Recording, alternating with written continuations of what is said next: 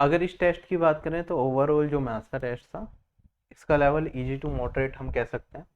ठीक है, इसमें 45 प्लस जिस बच्चे का स्कोर आया उसका मैथ्स अच्छा माना जाएगा। जिसका 40 प्लस आया उसका ओके ओके। अगर 40 से कम आप स्कोर कर पाए हैं और आपके पास मैथ्स के लिए 25 मिनट थी लास्ट में, तो मतलब आपकी मैथ्स की प्रिपरेशन वीक चल रही है, आपको बहुत मेहनत करने की ज़रूरत है। तो एक एक करके सारे क्वेश्चन हम सॉल्व करेंगे। वही तरीका रहेगा कि कौन सा साथ के साथ करना है, कौन सा लास्ट के लिए छोड़ना है, वो आपको देखना पड़ेगा। ठीक है, हमारे पास देखो सबसे पहला ही क्वेश्चन डीआई से रिलेटेड है। ठीक है, एक ही डीआई पे बेस्ड सवाल है। जब दो डीआई पे बेस्ड सवाल होता है तो चीज़ें हमारे लिए मुश्किल हो जाती है। सिंगल डीआई पे हो तो फिर भी इजियर साइड रहता है। और अगर स्टेटमेंट भी देखूं तो छोटी सी स्टेटमेंट है, कोई बड़ी बड़ी स्टेटमेंट्स नहीं जा रही, तो आपके ऊपर है, साथ के साथ करना चाहो तो साथ के साथ करो, वरना लास्ट में साथ के साथ मैं कर देता हूँ। ठीक है, यहाँ पे इस फिगर के अंदर हमें बता रखा है कि एक टॉय बनाने में कहाँ कहाँ हमारा पैसा खर्च हो रहा है। मटेरियल कॉस्ट में, लेबर कॉस्ट में, असेंबलिंग कॉस्ट में, पैकेजिंग कॉस्ट में और सेलिंग कॉस्ट में। ठीक है, टोटल एक्सपेंडिचर जो भी हमारा खर्च हो रहा है टॉय से रिलेटेड वो बता रखा है। कह रहा है कि टोटल जो एक्सपेंस है हमारा वो 3 लाख रुपीज़ का है। तो हमें बताना है कि कितना एक्सपेंस हुआ है हमारा मटेरियल कॉस्ट और सेलिंग एक्सपेंस में। तो मटेरियल कॉस्ट ये ब्लू है, सेलिंग कॉस्ट भी हमारा ब्लू कलर से ही दिखा रखा है। अगर दोनों ब्लू कलर को आप ऐड करेंगे तो आप देखेंगे ये हो जाएगा 28 प्लस 15, ये हो गया मेरे पास 43%। टोटल कितना है 100%। अगर 3 लाख को रिप्रेजेंट कर रहा है तो हमारे पास 1% 3000 को रिप्रेजेंट करेगा, तो 43 इंटू में 3000 और मेरा आंसर आ जाएगा 129000। क्वेश्चन हो गया खत्म। ठीक है, सिंपल सवाल था। आगे बढ़ते हैं, साथ के साथ हमने कर भी लिया। इसकी वैल्यू हमें बतानी है, साथ के साथ कर लेंगे। कोस स्क्वायर 22 है, साइन स्क्वायर 68 है। 68 को मैं 90 माइनस 22 लिख सकता हूँ। साइन 90 माइनस थीटा क्या होता है, कोस थीटा। तो ये हो जाएगा मेरे पास कोस स्क्वायर 22 और cos square 22 minus cos square 22 zero. Hardly 15 second का सवाल था, ये भी हो गया। चलो अगले सवाल पे चलते हैं। ज्योमेट्री का सवाल है। ज्योमेट्री का लंबा सवाल होता तो मैं कहता हूँ लास्ट के लिए छोड़ो, लेकिन ये देखो सवाल भी छोटे से एक लाइन में आ रहा है और फिगर भी बनी हुई है, क्वेश्चन में दे रखे, तो आसान है हमारे लिए करना। कहता है इस फिगर के अंदर बीसी एक कोड है और सीडी क्या है, एक टेंजेंट है। ठीक है, एट पॉइंट सी। तो हमें एओसी ये वाला कोण 112 डिग्री दे रखा है, तो हमें बताना है एसीडी ये वाला कोण क्या होगा। अच्छा, ये वाला कोण तो आपको डायरेक्टली दिख जाएगा। ऑल्टरनेट सेगमेंट थ्योरम अगर आप लगा लेंगे तो ऑल्टरनेट सेगमेंट थ्योरम क्या कहती है, अगर मेरे पास सर्कल पे एक कोड दे रखी है और एक मैं टेंजेंट बनाऊं जो उस कोड के एंड पॉइंट को टच करते हुए जा रही हो, तो जो ये वाला एंगल होता है ये किसके बराबर होता है, जो ये कोड इस सेगमेंट के अंदर कोई भी एंगल बनाता है उसके बराबर। तो अगर ये थीटा, तो यहाँ पे ये एंगल कौन सा बना रही है सेगमेंट के अंदर, ये। तो ये वाला एंगल क्या हो जाएगा, ये भी थीटा हो जाएगा। ऑल्टरनेट सेगमेंट थ्योरम से निकाल लिया। अब ये मुझे 112 डिग्री दे रखा है, ये कितना हो जाएगा। हमने ये भी पढ़ा है, एक सर्कल के अंदर जो सेंटर पे एंगल बनता है वो ट्वाइस होता है जो एंगल यहाँ पे बनाया जाए। तो अगर ये थीटा होता है तो ये 2 थीटा होता है ना। अगर मैं इसे कॉमन रख लूँ, तो अगर मैं इसे देखूं तो यहाँ पे जो सेंटर पे एंगल बन रहा है ये इसका डबल है। तो 112 किसके बराबर है, 2 थीटा के बराबर। तो थीटा का मान आ जाएगा 56। क्वेश्चन हो गया खत्म। ऑप्शन नंबर मेरा डी करेक्ट हो गया। नेक्स्ट क्वेश्चन हमारे पास देखिए फटाफट से। 3-9 का क्वेश्चन है, आप चाहें तो लास्ट के लिए छोड़ सकते हैं, वरना साथ के साथ करना है चाहें तो। मिक्सचर का क्वेश्चन है, आपके ऊपर है। ठीक है, तो जो लोग लास्ट के लिए छोड़ना चाहें तो वो लास्ट के लिए रखेंगे, वरना वो साथ के साथ कर लें। अब देखो साथ में कैसे कर सकते हैं। एक सॉल्यूशन है मेरे पास वाटर और मिल्क का, जिसमें मिल्क क्या है, 3 गुना है वाटर से। क्वालिटी स्टैंडर्ड्स को अगर हमें पास करना है तो हमारे पास मिल्क कितना होना चाहिए, 80% होना चाहिए। ठीक है, 80% टोटल सॉल्यूशन में 80% होता है। 4/5 अगर टोटल सॉल्यूशन 5 है तो मिल्क 84 होना चाहिए। तो वाटर कितना होना चाहिए, 1। तो हमें क्या चाहिए, 1 अगर वाटर है तो मिल्क कितना हो, 4 हो। ठीक है, if the volume of the solution is के, जो मेरे पास ओरिजिनल सॉल्यूशन था ये 1:3, ये 4 रेशियो मुझे किसे रिप्रेजेंट करता है, के को रिप्रेजेंट करता है। तो हमें बताना है इसमें कितना मिल्क मिला दूं जिससे कि क्वालिटी टेस्ट पास हो जाए। आप कहेंगे मैं क्या ऐड कर रहा हूँ, मिल्क ऐड कर रहा हूँ, इसके अंदर वाटर तो ऐड नहीं कर रहा, तो वाटर कांस्टेंट होना चाहिए, वाटर यहाँ पे कांस्टेंट दे भी रखा है, तो मुझे कितना मिल्क ऐड करना पड़ेगा ये रेशियो बनाने के लिए? आप कहेंगे सर ये 3 था, यहाँ पे 4 है, तो मुझे 1 रेशियो ऐड करना पड़ेगा। ठीक है, तो अब मेरे पास टोटल इनिशियल कितना था, 4 रेशियो के बराबर था, 1 रेशियो हम ऐड कर रहे हैं, तो 1 रेशियो किसके बराबर होगा, k/4 के। तो इतना मुझे मिल्क इसके अंदर प्योर मिल्क ऐड करना पड़ेगा, यही मेरा इस क्वेश्चन का आंसर है। अगले सवाल पे मैं चलता हूं। आदित्य ने 450 मैंगोज 2100 रुपीज के खरीदे, इनमें से कुछ मैंगोज खराब है तो वो फेंक दिए गए, उसने बचे हुए मैंगोज को 7 रुपए ईच के हिसाब से बेचा और उससे प्रॉफिट हो गया 210 रुपए का। तो हमें बताना है कि कितने मैंगोज उसने, कितने परसेंटेज मैंगोज उसने फेंके। ठीक, तो सबसे पहले मुझे निकालना पड़ेगा कितने मैंगो उसने एक्चुअली में बेचे, और जो इनिशियल मैंगोज थे उसमें से घटा दूंगा तो मुझे जितने फेंके वो मिल जाएगा, उससे परसेंटेज निकाल सकते हैं। अब आप ध्यान से देखिए, 2100 रुपए के उसने खरीदे थे, 2100 रुपीज के खरीदे, और प्रॉफिट भी कमा लिया कितने का, 210 का। तो उसने कितना सेलिंग प्राइस रहा होगा सारे मैंगोज का, आप कहेंगे सर 2100 प्लस 210, यही होगा।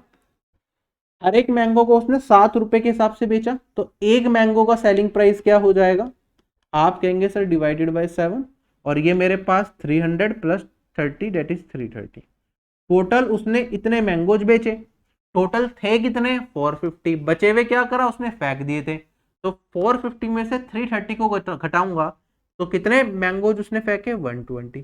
कितने परसेंट टोटल के मैंगोज फेंके, तो टोटल थे 450, 120 फेंक दिए, तो 120 डिवाइडेड बाय 450 इंटू में 100%। क्वेश्चन खत्म हो चुका है, यहाँ से काट देंगे, 3 से काटूंगा 4 और यहाँ पर आ जाएगा 15।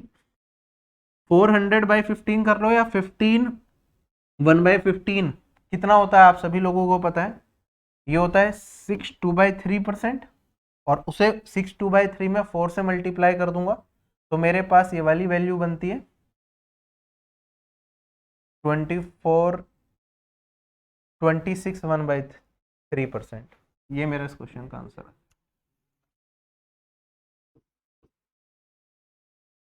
चलें आगे, ठीक है, वरना 5 से काट दोगे तो 3 और ये 20 हो जाएगा, 80/3, 26 1/3%, जैसे मर्जी कर लो। अगला सवाल ये अगेन 1 से 2 लाइन का है, साथ के साथ करते हुए चलेंगे।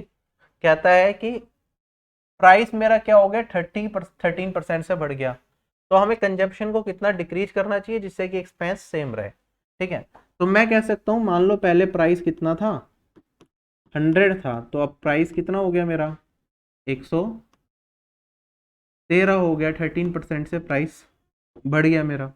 ठीक है, हमें खर्च उतना ही करना है, तो हमें कंजम्पशन को क्या करना पड़ेगा, अपना घटाना पड़ेगा। ठीक है, अगर एक्सपेंस सेम होता है तो मेरे पास क्या होता है, price inversely proportional to consumption होता है। तो मैं कहूंगा अगर ये प्राइस का रेशियो है तो कंजम्पशन का रेशियो क्या हो जाएगा, पहले अगर मैं 113 कंज्यूम कर रहा था तो अब मैं क्या करूंगा, 100 कंज्यूम करूंगा, तो कितनी परसेंट कंजम्पशन रिड्यूस हो जाएगी, आप कहेंगे सर 13 रिड्यूस हुई, कितने पे, 113 पे, इंटू में 100% करेंगे, तो 0 परसेंटेज लगा दूं, कोई दिक्कत नहीं है। ठीक है, ऑप्शंस दे रखे हैं सारे, ऐसे ही दे रखे हैं 11 की फॉर्म में, तो पूरा सोल्व भी करना पड़ेगा। पहले तो 1 जा जाएगा, फिर मेरे पास 170 बचेगा, फिर 1 जा जाएगा, फिर मेरे पास 57 बचेगा, 57 और यहाँ पे आ जाएगा 11। ये मेरा इस क्वेश्चन का आंसर है। हमेशा याद रखिए एक्सपेंस आपका किसके बराबर होता है, प्राइस इंटू कंजम्पशन के। ठीक है, प्राइस पर केजी इंटू क्वांटिटी। अगर एक्सपेंस इक्वल हो गया तो price inversely proportional to consumption हो जाएगा। कहता है अगर मैं m को 13 से डिवाइड करूं तो रिमाइंडर 8 आता है। ठीक है, अगर 3m को 13 से डिवाइड करूंगा तो क्या रिमाइंडर बचेगा। ठीक है, आप कहेंगे सर डिवाइड किससे कर रहे हैं, 13 से, रिमाइंडर ही आ रहा है, तो डिवाइजर क्या होता है मेरे पास, जो m है यहाँ पे वो होता है डिवाइडेंट, सॉरी डिविडेंड क्या होता है मेरे पास, वो होता है divisor into quotient plus reminder. तो मेरे पास m कुछ ऐसा रहा होगा, क्यों एक वेरिएबल है कुछ भी वैल्यू ले सकता है। अगर अब मैं 3m को डिवाइड करूं 13 से तो क्या रिमाइंडर आएगा ये बताना है, तो ये m था, अब इसमें 3 से मल्टीप्लाई कर दूंगा, तो इस पूरे में 3 से मल्टीप्लाई करना पड़ेगा और डिवाइड करना है किससे, 13 से, और हमें बताना है कि रिमाइंडर क्या होगा। आप देखेंगे 39 क्यों, प्लस 24 डिवाइडेड बाई 13। ये तो मेरा 3 से कट ही जाएगा, 13 से कट ही जाएगा, तो रिमाइंडर यहाँ पे मिलेगा 0। इसे 13 से डिवाइड करूंगा तो रिमाइंडर मिलेगा कितना, 9, 11 सॉरी, तो 11 ही मेरा इस क्वेश्चन का आंसर आएगा। क्वेश्चन हो गया खत्म। चलिए आगे। इस तरीके का जो भी सवाल होता है इतना पूरा बेसिक से करने की जरूरत नहीं होती। हम डायरेक्टली कह सकते हैं कि भैया देखो, पहले मैं 13 से डिवाइड कर रहा था तो रिमाइंडर 8 मिल रहा था, अब भी मैं 13 से ही डिवाइड कर रहा हूं लेकिन इसके 3 गुना को, तो रिमाइंडर क्या हो जाएगा मेरा, इसका 3 गुना, डेट इज 8 इंटू 3, और इसे 13 से डायरेक्टली डिवाइड कर लो तो आपको रिमाइंडर मिल जाएगा 11। बस इतना सा क्वेश्चन होता है ये, बेसिक से समझाने के लिए पूरी की पूरी चीज रखी, क्योंकि जब मैं इसे सोल्व करूं तो यहाँ पे आपको दिखता है कि ये मेरे पास क्या आ गया, यहाँ पे 13 वाला पार्ट है, तो 13 से डिवाइड करूंगा तो रिमाइंडर यहाँ पे 0 ही मिलेगा।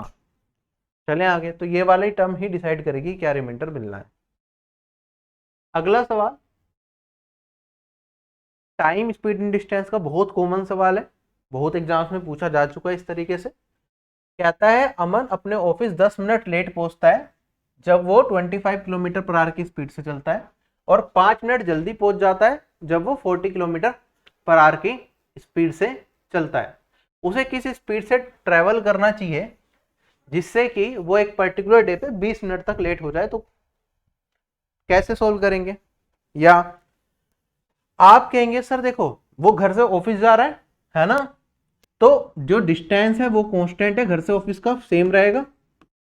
अगर डिस्टेंस कांस्टेंट होता है मेरे पास तो उस केस में क्या होता है, आप कहते हैं sir speed inversely proportional to time होती है, या time inversely proportional to speed होता है, दोनों चीजें कह सकते हैं। पहले उसकी स्पीड कितनी थी, उसकी स्पीड थी 25 किलोमीटर पर आवर, और फिर उसके बाद उसकी स्पीड कितनी हो गई 40, तो ये मेरे पास उसकी स्पीड का रेशियो आ गया। तो आप कहेंगे सर टाइम का रेशियो इसका इनवर्स हो जाएगा 40/25, जिसे मैं कह सकता हूं यहाँ पे 8/5 हो गया। टाइम में क्या फर्क है, पहले उसे कितना टाइम लग रहा था, पहले वो 5 मिनट जल्दी पहुंच रहा था, तो एक्चुअल टाइम अगर मैं टी मान लूं तो पहले उसे ये टाइम लग रहा था, अब उसे कितना टाइम लग रहा है, अब वो पहुंच रहा है 10 मिनट, सॉरी पहले वो 10 मिनट लेट पहुंच रहा था, अब वो 5 मिनट जल्दी पहुंच रहा है नई स्पीड से, तो t-5 टाइम लग रहा है। टाइम का डिफरेंस अगर मैं देखूं यहाँ पे तो क्या मेरे पास ये डिफरेंस 15 मिनट्स का आ गया, इसमें से इसे घटाऊंगा तो, और यहाँ पे रेशियो में टाइम का डिफरेंस देखें तो ये हमारा 3 रेशियो है, 3 रेशियो 15 को रिप्रेजेंट करता है, तो मैं कह सकता हूँ पहले उसे कितना टाइम लगेगा, यहाँ पे 8 इंटू में 5, 40 मिनट पहले उसे लगती होगी, और बाद का निकालना चाहो तो आप बाद का भी यहाँ से निकाल सकते हो, ये आपके ऊपर है कि आप निकालना चाहें या ना निकालना चाहें। ठीक है, तो पहले उसे कितनी मिनट लगती थी, जब वो 25 किलोमीटर पर आवर की स्पीड से चलता था तो उसे 40 मिनट लगती थी अपने डेस्टिनेशन पे पहुंचने पे।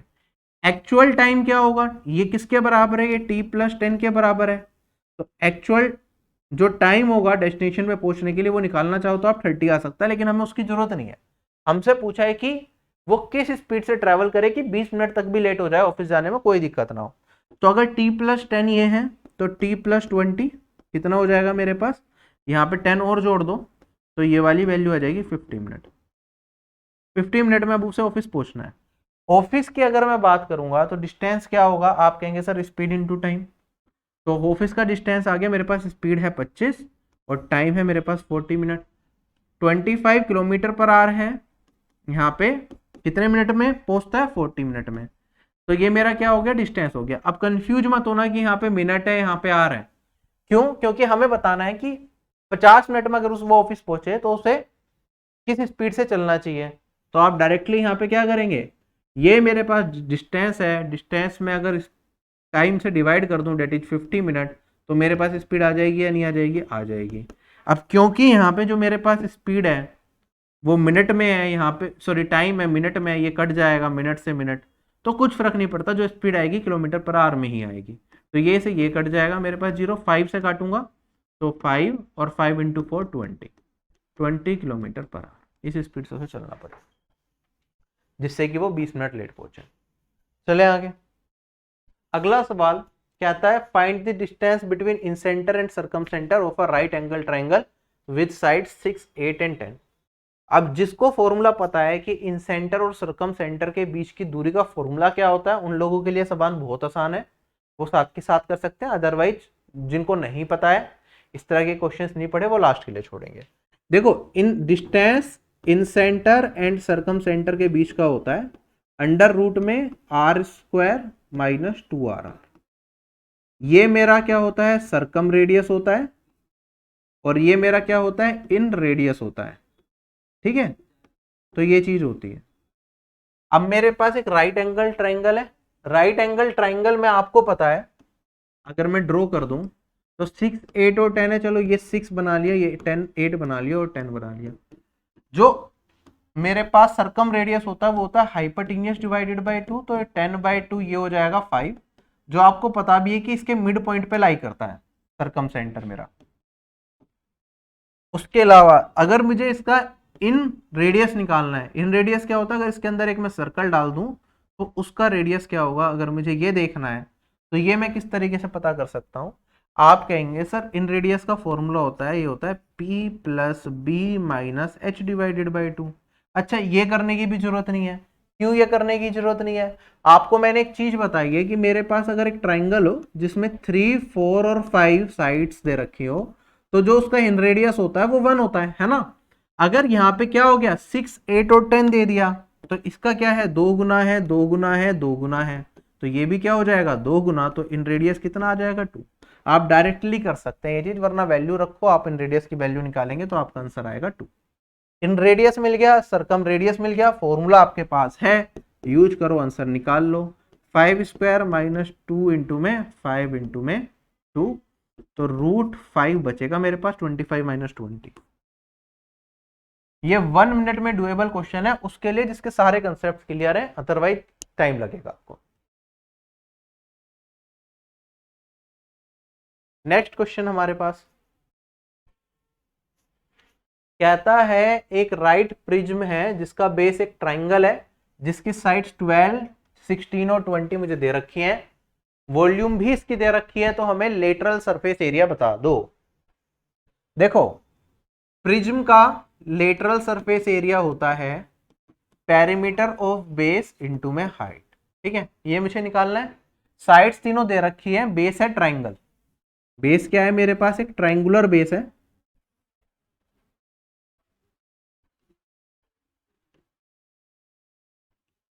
इस तरीके का प्रिज्म है। अब आपको दिख रहा होगा 90 डिग्री कुछ बना दिया मैंने बेस में। आपको 12, 16 और 20 को देख के लगना चाहिए कि राइट एंगल ट्राइंगल ही बनेगा, वरना जब भी 3 साइड दे रखे हो आप कंफ्यूज हो रहे हो। इनका रेशियो निकाल लो, 12, 16 और 20, इनका रेशियो निकालूंगा, 4 से कट जाएगा, ये आ जाएगा 3, 4 एंड 5। ये तो राइट एंगल की साइड से, तो ये भी क्या बनाएंगे, एक राइट एंगल ही बनाएंगे। डायरेक्टली आप इस चीज को निकाल सकते हैं। तो मेरे को ये समझ में आया, अगर लेटरल सरफेस एरिया निकालना है तो वो होता है पेरीमीटर ऑफ बेस, और इनटू में ये क्या होती है, इसकी हाइट होती है।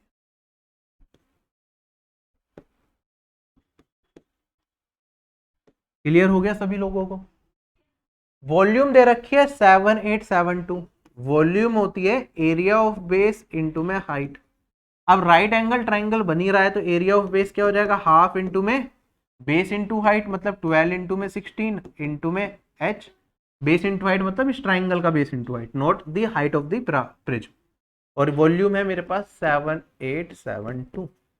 सोल्व करेंगे तो मेरे पास ये वाली वैल्यू 6, 6 से इसे काटूंगा तो 1, 3, 1, 2, और 16 से भी ये कटना चाहिए, तो 8 जा 2 जा, हाइट आ गई 82। हाइट निकल गई, पेरीमीटर ऑफ बेस क्या हो जाएगा मेरे पास, इन तीनों का सम कर लो, 20, 36, 48 इंटू में 82। This is my answer. 4 option है, यूनिट डिजिट डिफरेंट है, 2 into 8, 6, option number B is correct. Clear? ये भी 1 मिनट के अंदर डुएबल सवालों में से ही एक था। अगला सवाल, a प्लस बी प्लस सी दे रखा है, a² plus b² plus c² दे रखा है, इसका मान मुझे बताना है। अब देखो, इसे मैं बेसिक फॉर्मूला लगा के तो आप इस क्वेश्चन को कर ही सकते हो। बाकी आप ये भी देख सकते हो, मेरे पास क्या है, मेरे पास यहाँ पे 2 इक्वेशन, 3 वेरिएबल। ठीक है, तो एक वेरिएबल की वैल्यू कुछ भी एज्यूम कर सकता हूं, तो मैं कर लेता हूं सी को 0। सी को 0 करा तो मेरे पास a प्लस बी आ गया 26, ए स्क्वायर प्लस बी स्क्वायर आ गया मेरे पास कितना 284, ठीक है। और इसकी मुझे a cube plus b cube बताना है कि क्या होगा। A cube plus b cube क्या होता है, ये होता है a plus b, a square plus b square minus a b. A plus b मुझे पता है कितना है 26, ये भी मुझे पता है 284 है, माइनस ए बी का मान मुझे बताना है। आप एक तो ये चेक कर सकते हैं 26 का मल्टीपल कौन सा है, मतलब 13 का भी मल्टीपल होगा, चार ऑप्शन से चेक करने में हो सकता है टाइम लग जाए, इससे बेटर है कि मैं यहाँ पे सोल्व भी कर लेता हूँ। आप देखेंगे अगर मेरे पास ये a square plus b square दे रखा है 284, ए प्लस बी का होल स्क्वायर क्या होता है, a square plus b square plus 2ab, है ना। और ये बराबर हो जाएगा 26 का स्क्वायर 256, और ये वाली वैल्यू 284 है, यहां पे घटा दूंगा जाके 676 सॉरी, तो यहाँ पे मेरे पास 2 9 और 3, 2 से डिवाइड कर दूंगा तो ए बी का मान आ जाएगा, ये आ जाएगा 196, यहाँ पे पुट कर दो तो यहाँ पे मेरे पास ये 8 20 घटाऊंगा 8 26, सोल्व करके अपना आंसर निकालेंगे। पूरा मल्टीप्लाई करना अगेन वही है कि 6 को 8 से करूंगा, यूनिट डिजिट सबकी सेम है, नहीं कर सकते, लास्ट 2 डिजिट भी काफी की सेम है, तो पूरा ही सोल्व कर लो। 26 का टेबल याद है तो अच्छी बात है, वरना इसे 2 इंटू 13 में स्प्लिट कर सकते हो। 2 से इसे मल्टीप्लाई करूंगा तो मेरे पास 176 इंटू में 13 का टेबल सबको याद है, 7 कैरी फॉरवर्ड हो जाएगा, 9 कैरी फॉरवर्ड हो जाएगा, 2288, दिस इज माई आंसर।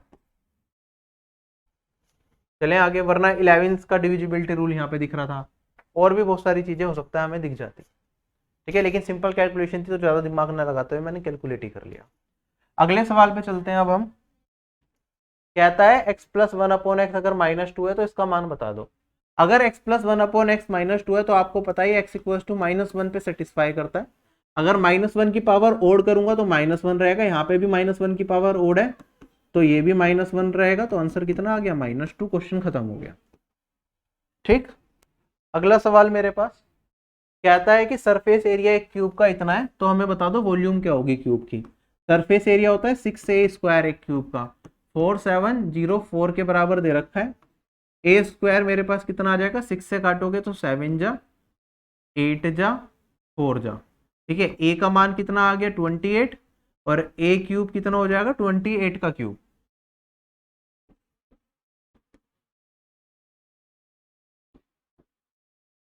आप कह सकते हैं सर 8 का जब मैं क्यूब करता हूं तो मेरे पास जो यूनिट डिजिट निकल के आती है वो वैल्यू आती है मेरे पास 2, तो ये नहीं हो सकता, ये नहीं हो सकता, मेरा आंसर या तो ये होगा या ये होगा, ठीक है। यहाँ पे 1 2 है और यहाँ पे मेरे पास 52 है, तो लास्ट की 2 डिजिट से भी मैं आंसर कर सकता हूँ अगर मुझे पूरा सोल्व नहीं करना। देखो 28 ए स्क्वायर मुझे 784 था, तो यहाँ पे पहले 784 ही लिख देता हूँ, और इसमें 28 से मल्टीप्लाई करना है। 28 का क्यूब हर किसी को याद नहीं होगा, तो डायरेक्टली यहाँ पे लास्ट की 2 डिजिट से आंसर आ रहा है तो लास्ट की 2 डिजिट ही निकाल लेंगे। वैदिक मैथ्स की कैलकुलेशन ट्रिक मैंने आपको बताई रखी है, ठीक है, तो वो यूज करेंगे। 8 4 जा 32, 3 कैरी फॉरवर्ड हो गया, 8 इंटू 8 64, और 8 4 इंटू 2 8 72, और 3 कैरी फॉरवर्ड था तो 75, लास्ट की 2 डिजिट होंगी 52, ठीक है। तो ऑप्शन नंबर सी क्या होगा मेरा करेक्ट होगा। ठीक, तो ये बेसिक मल्टीप्लिकेशन ट्रिक्स भी आपको पता होनी चाहिए। यूट्यूब पे भी अलग से वीडियो 3.5 घंटे की कैलकुलेशन को कैसे शॉर्ट करें उसमें भी बताया, वैसे भी। कहता है अगर मैं एक वॉच को 1500 रुपीज की बेचता हूं तो 25% का लॉस होता है, अगर मैं इसे 3000 की बेचूं तो कितना प्रॉफिट होगा। किसी भी वस्तु को का जो कॉस्ट प्राइस है उसे हम 100% मान लेते हैं, कोई दिक्कत नहीं है। 25% का लॉस मतलब 75% का मान कितना है मेरे पास 1500 है। अगर हम इसे 3000 की बेचें तो कितने परसेंट का प्रॉफिट होगा। आप कहेंगे सर ये तो इसका 2 गुना मुझे दिख रहा है, तो इसका 2 गुना कर दूंगा तो ये 150% हो गया, तो कितना ज्यादा हो गया 50% ज्यादा हो गया, तो प्रॉफिट क्या हो गया 50%, क्वेश्चन खत्म हो गया। चले आगे, अगला सवाल हमारे पास कहता है कि कंपाउंड इंटरेस्ट निकाल दो 90,000 रुपीज पे 1.5 ईयर्स का क्या होगा 12% पर एनम की ब्याज दर से कंपाउंडेड हाफ ईयरली, मतलब हर 6 महीने में ब्याज लगाया जाए। तो 12% साल का है तो 6 मंथ्स का ब्याज कितना हो जाएगा 12/2, ये हो जाएगा मेरे पास 6%। टोटल साल कितने हैं 1.5 साल है, तो मतलब कितनी साइकिल्स बनेगी, ये से हाफ ईयर भी लिख सकता हूँ। ठीक है 6% का ब्याज है, ठीक है हर 6 महीने मतलब हाफ ईयर। तो यहाँ पे मेरे पास 3 साइकिल्स बनेंगी, तब जाके मेरे पास 1.5 ईयर बनेगा। तो 6% 3 बार इफेक्टिवली इंक्रीज होगा।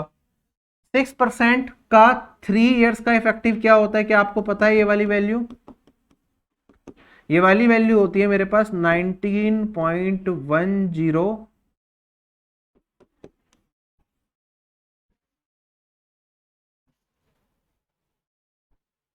क्लियर है या नहीं है?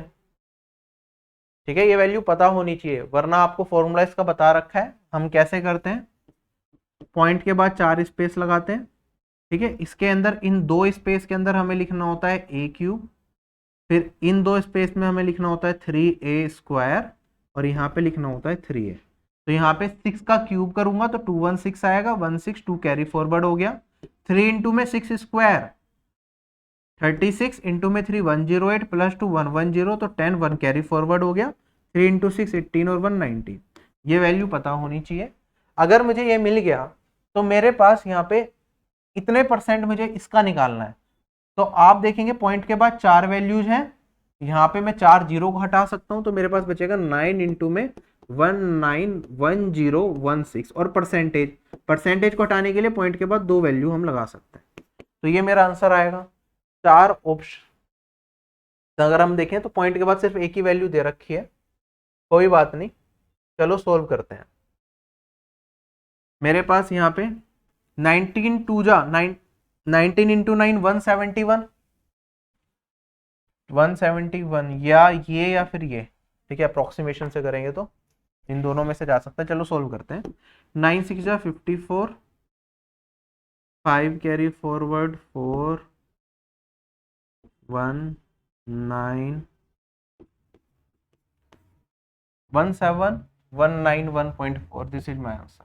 ठीक है, क्लियर है सभी लोगों को?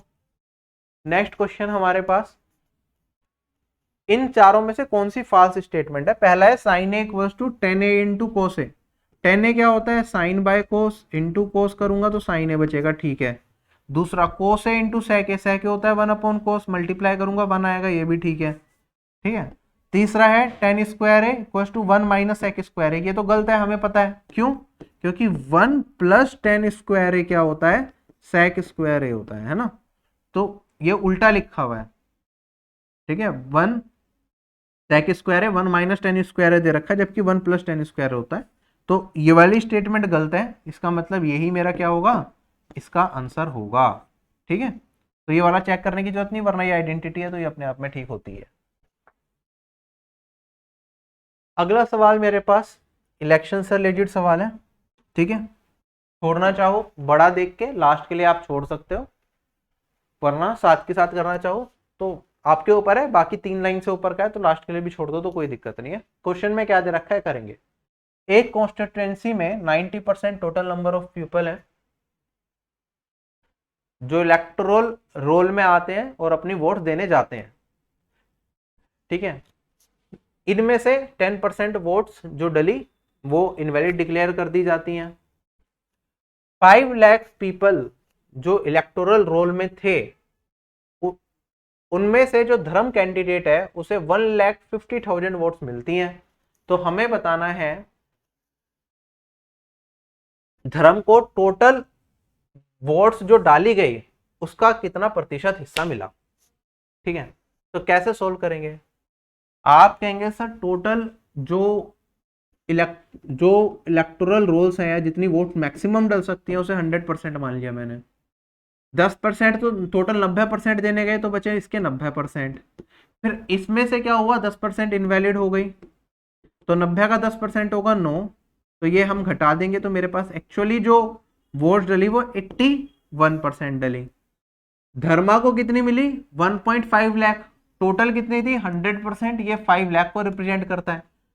5 लाख का 1.5 लाख कितना होगा, क्या ये 30% होगा? होगा। तो धर्मा को मिली कितनी, 30% मिली। जो वैलिड वोट्स हैं उसका कितना प्रतिशत धर्मा को मिला ये हमें बताना है। तो आप कहेंगे सर ये 30 डिवाइडेड बाई 81 इंटू में 100 कर दो, आपका आंसर आ गया। यहाँ से काटूंगा 10 और ये आ गया मेरे पास 27। तो 1000 divided by 27 is my answer. यहाँ से आप काटेंगे तो 3 जाएगा, फिर मेरे पास 190 बचेगा। तो लगभग मेरे पास 6-7 कुछ जाएगा, तो 37.03। दिस सीम्स टू बी ना अप्रोप्रिएट आंसर, चार ऑप्शन अगर हम देखें। अगला सवाल हमारे पास कहता है a square plus b square plus c square a b plus b c plus a c दे रखा है, हमें इसका मान बताना है। अगर a square plus b square plus c square इसके बराबर होता है तो हमें पता है a equals to b equals to सी होता है, अलजेब्रा में पढ़ा हुआ है हमने। अगर a equals to b equals to c है तो सब जगह ए रख देंगे बी और सी की जगह, तो आप देखेंगे ए की पावर 4 ए की पावर 4 ए की पावर 4। ऐसे इधर भी ए स्क्वायर ए की पावर 4 ए की पावर 4 ए की पावर 4 कट जाएगा ऊपर नीचे, तो मेरे पास बचेगा 11 plus 13 plus 17 divided by 17 plus 9 plus 15, और ये हो गया मेरे पास 30 41 और नीचे 41, ये आ गया 1। क्वेश्चन हो गया खत्म। नेक्स्ट क्वेश्चन हमारे पास कहता है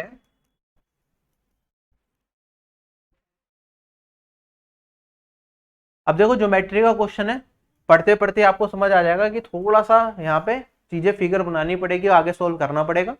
तो आप चाहें तो इस क्वेश्चन को लास्ट के लिए छोड़ सकते हैं, ठीक है।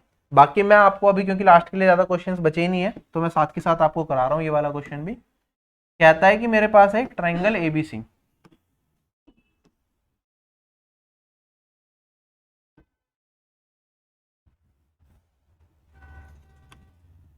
ए बी सी,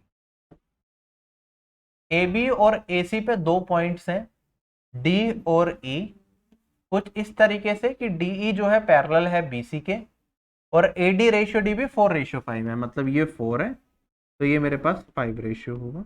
अगर मैं कंप्लीट कर दूं तो ये मैं कह सकता हूं कि ये मेरे पास 9 रेशियो होगा, कोई दिक्कत नहीं है ना। सी डी और बी एक दूसरे को इंटरसेक्ट करती हैं at point F, C D है बी है, एक दूसरे को इंटरसेक्ट कर दिया एट पॉइंट एफ है। हमें बताना है डी एफ का एरिया और बी एफ सी का सी बी एफ का एरिया, मतलब इन दोनों एरियाज का हमें रेशियो बताना है कि क्या हो।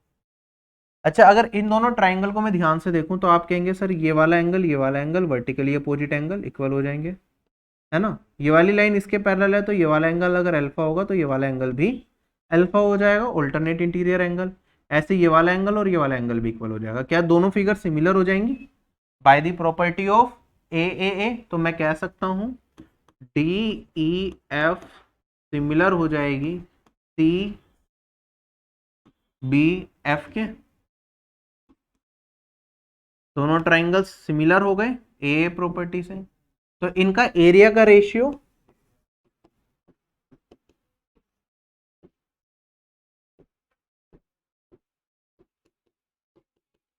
इनकी साइड के रेशियो के स्क्वायर के प्रोपोर्शनल हो जाएगा।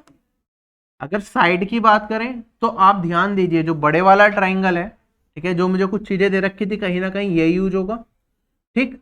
तो मुझे इनके साइड्स के रेशियो का स्क्वायर निकालना है। अगर आपने ये फिगर ध्यान से देखी है तो आपको ये चीज भी समझ आ रही होगी, जब ये वाली लाइन इस वाली लाइन के पैरेलल है तो ये वाला एंगल इस वाले एंगल के बराबर होगा, ये वाला एंगल इस वाले एंगल के बराबर, कोरोस्पोंडिंग एंगल्स, और ये वाला एंगल कॉमन। तो ये वाला ट्राइंगल अगर मैं ये देखूं ए डी ई, क्या ये सिमिलर हो जाएगा किसके, ए बी सी के by the property of angle, ठीक है। अगर सिमिलर हो गए तो साइड का रेशियो क्या हो जाएगा, साइड्स प्रोपोर्शनल हो जाएंगी। तो मैं कह सकता हूं A D divided by A B, जो कि मेरे पास है 4:9, ये बराबर हो जाएगा मेरे पास D E divided by B C. D ये वाली साइड और ये वाली साइड, इन दोनों साइड का रेशियो भी क्या हो जाएगा 4:9।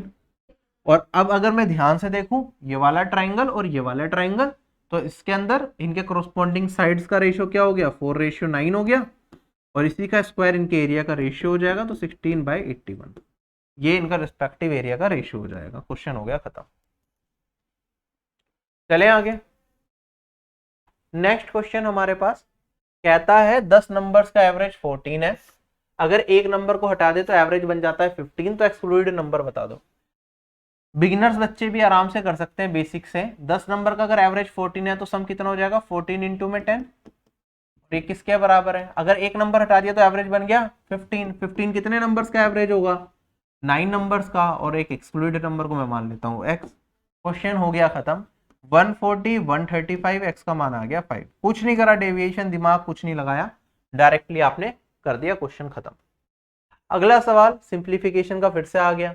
अब यहाँ पे अगर हम सोल्व करेंगे तो कैसे सोल्व करेंगे, देखो 51 डिवाइडेड बाई, ये ब्रैकेट दे रखा है, ठीक है, यहाँ पे लास्ट में भी एक ब्रैकेट आएगा, शायद हट गया तो देख लेना। तो पहले ये डिवीजन वाला पार्ट हम पूरा का पूरा परफॉर्म करेंगे, फिर हम आगे बढ़ेंगे।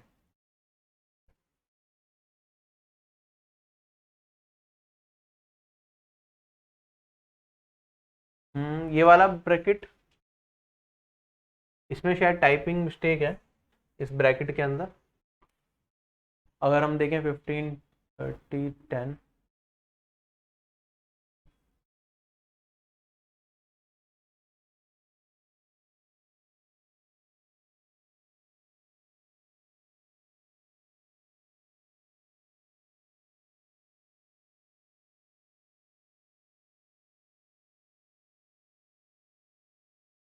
there is some mistake in this bracket, let me check.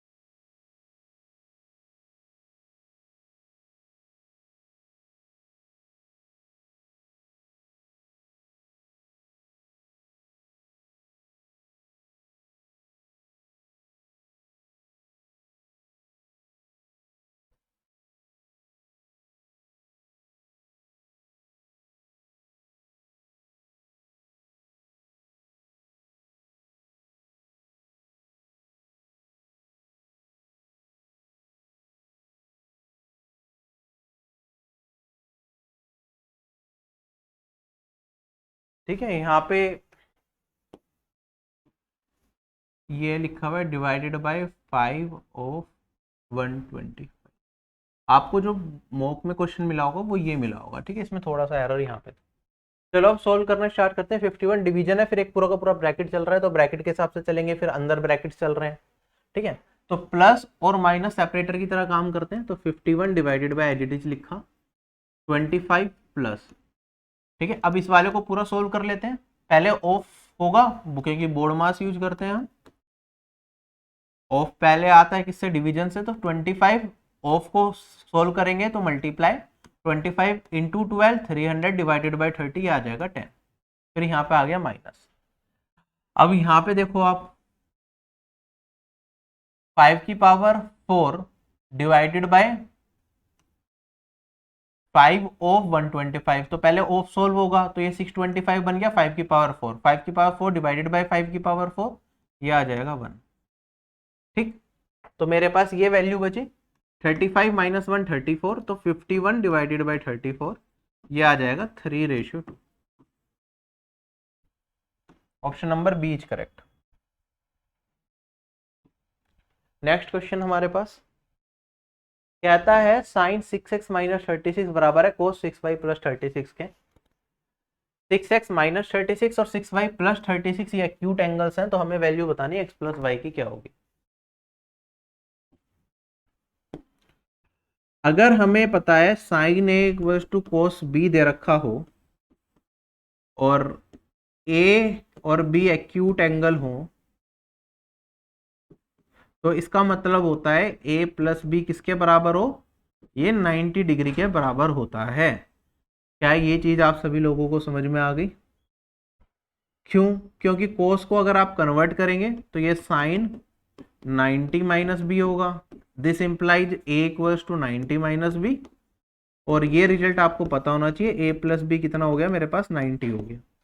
ठीक है, अगर इसी चीज को यूज कर दूं तो मेरे को साइन ये इसके बराबर दे रखा है, इसका मतलब इन दोनों का सम 90 होगा, इन दोनों का सम करूंगा 6x 6y, तो 6x प्लस वाई आ गया, माइनस 36 प्लस 36 कट जाएगा, ये 90 के बराबर, और x प्लस वाई किसके बराबर आ गया 15 के बराबर। क्वेश्चन खत्म हो गया।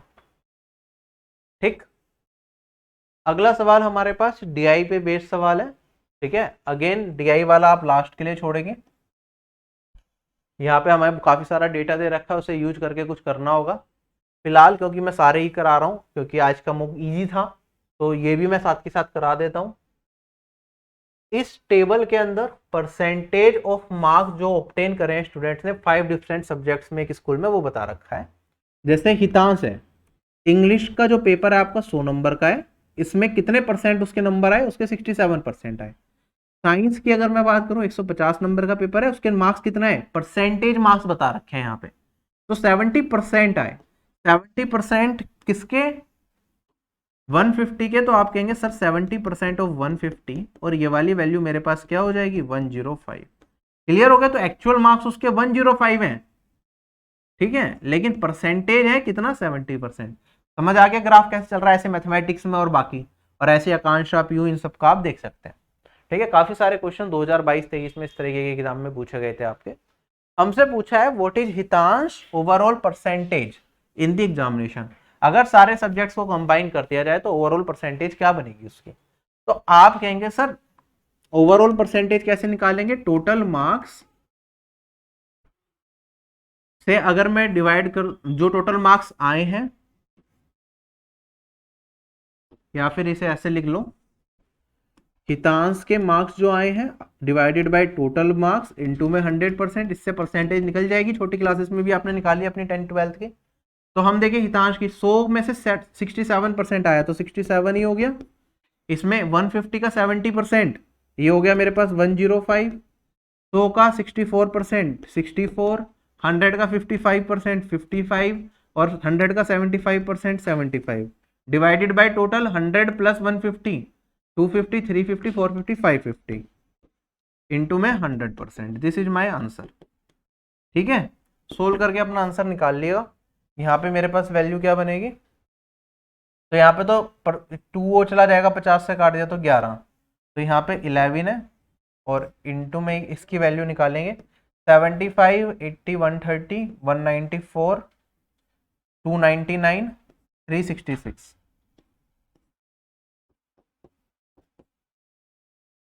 और इंटू में 2 भी था, तो यहाँ पे मेरे पास 32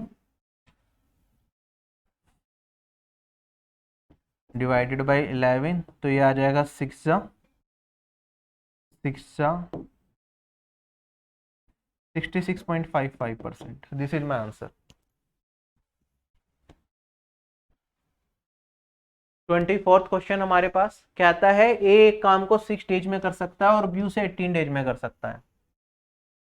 दोनों ने साथ मिलकर 4 दिन तक काम करा, तो कितना फ्रैक्शन ऑफ वर्क हमारा रह गया।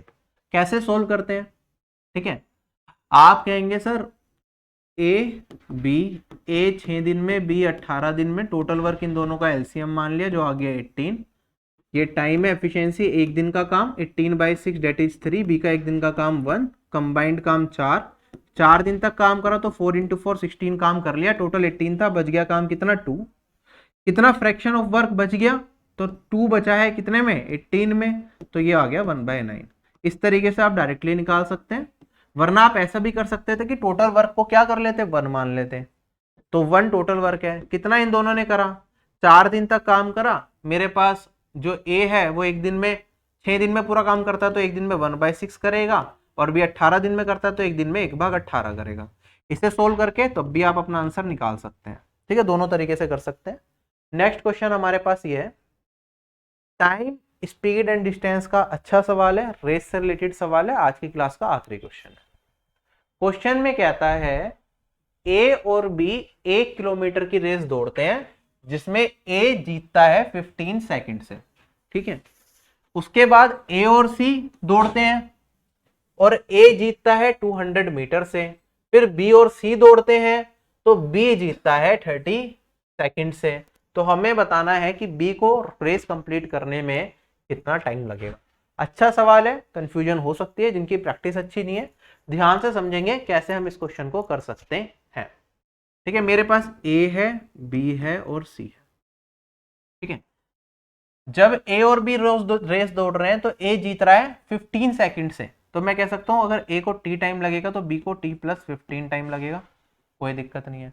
अब ए और सी की रेस हो रही है तो ए कितने से जीत रहा है, 200 मीटर से जीत रहा है। तो मैं कहूंगा जो भी रेस का डिस्टेंस होगा उसमें 200 मीटर कम दौड़ेगा, क्योंकि ये 1 किलोमीटर की रेस थी। तो ए अगर 1000 मीटर दौड़ेगा तो सी कितना दौड़ेगा, 200 मीटर कम 800 मीटर दौड़ेगा। ठीक है, आगे बढ़ते हैं।